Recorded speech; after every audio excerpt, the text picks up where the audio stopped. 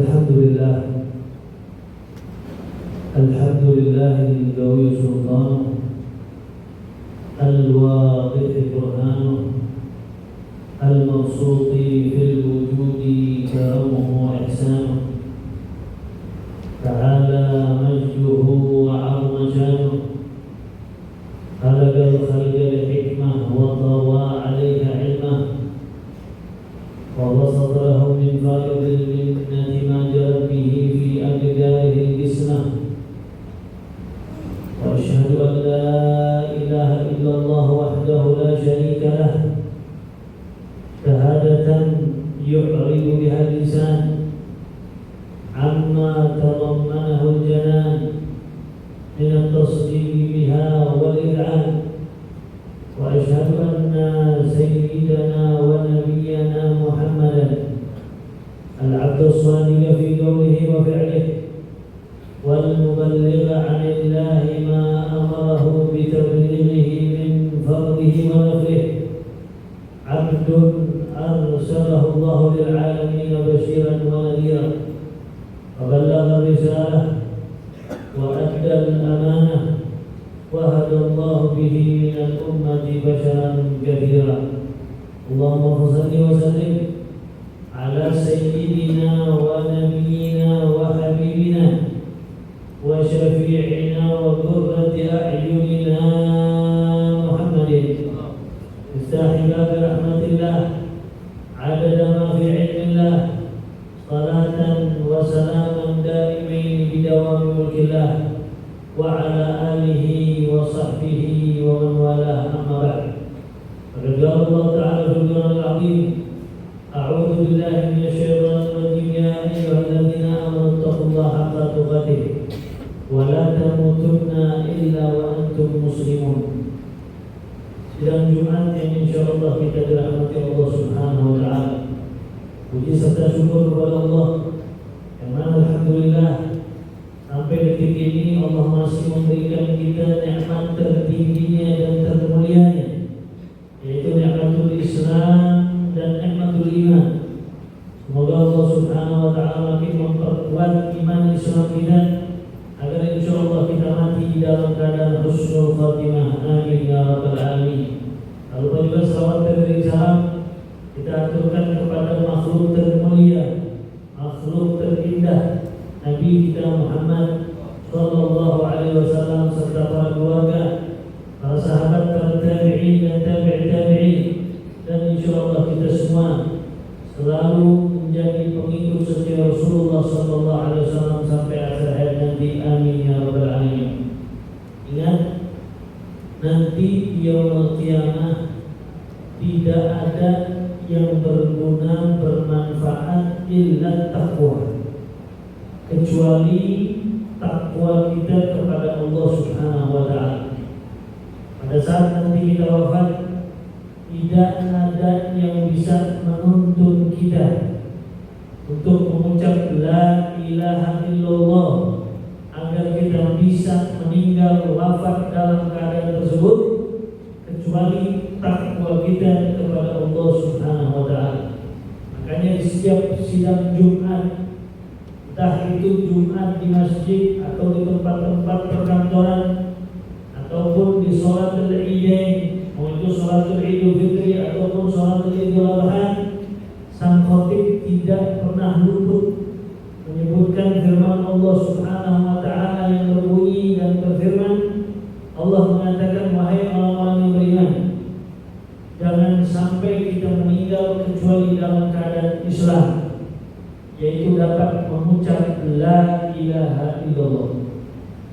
Karena Nabi Muhammad SAW pun mengatakan, man akhira kalamihi minad dunya la ilaha illallah dakhala jannah.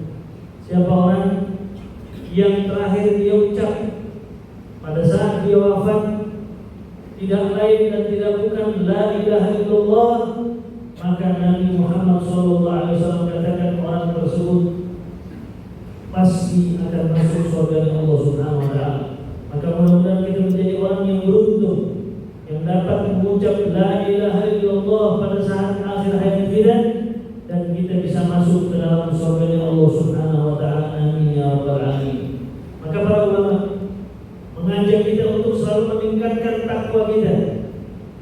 meningkatkan iman Islam kita, untuk selalu meningkatkan kedekatan kita kepada Allah Subhanahu wa taala. Karena Nabi pernah pesan sama anaknya, sama keluarganya. Nabi pernah katakan, "Ya Fatimah binti Muhammadin, alaiki bi nafsiki, fa inni lan ughni anki yawmal qiyamati syai'a."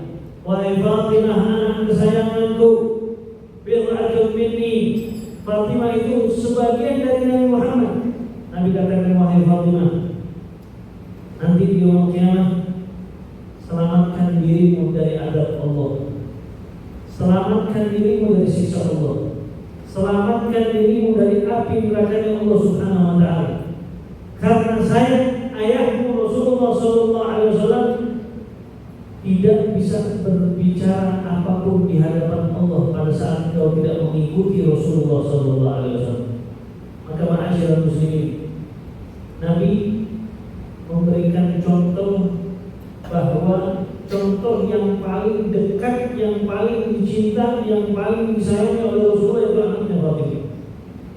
Nanti di waktu yang Fatimah, selamatkan dirimu dari api neraka agar kau masuk ke dalam surga Allah Subhanahu wa taala. Maka para ulama akhirnya berbuat juhud. Mereka bekerja keras. Mereka kumpulkan buku demi buku, kitab demi kitab. Mereka ingin kita semua mati sesuai yang diharapkan oleh baginda Nabi Muhammad SAW. Maka ajarkan para ulama, ikuti Rasulullah.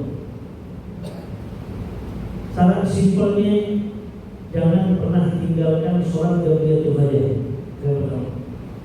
Karena Nabi di dalam hadis yang sahih katakan, raka'atul fajri khairun minad dunya wa ma fiha. 2 rakaat sebelum subuh sunnah itu pahalanya lebih afdal daripada dunia dan isinya. Kemudian Rasulullah SAW katakan, man shallal fajr fi jamaah fahuwa fi dhimmatillah hatta yumsi. Sholat subuh berjamaah jangan pernah tinggalkan. Kenapa?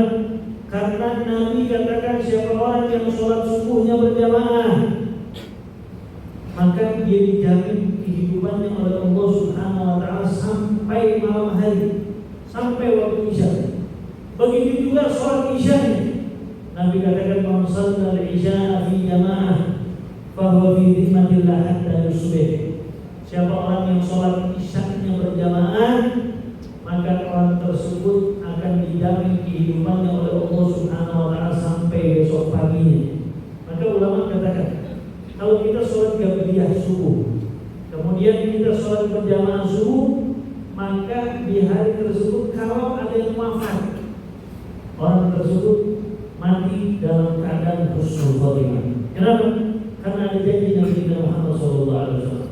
Kemudian jangan pernah tinggalkan sholatul duha, karena sholatul duha itu mengundang rezeki buat kita. Sholat duha itu sama saja kita bersedekah di jalan Allah Subhanahu wa taala, walau raka'atain, walaupun 2 rakaat. Walaupun 2 rakaat. Bahkan ulama bilang, kalau bisa ikutin pesan Nabi, habis subuh jangan tidur, isi dengan zikir kepada Allah Subhanahu wa taala hatta tartafi'a syamsu qadra rumhin, sampai datang waktu isyraq. Salatlah 2 rakaat.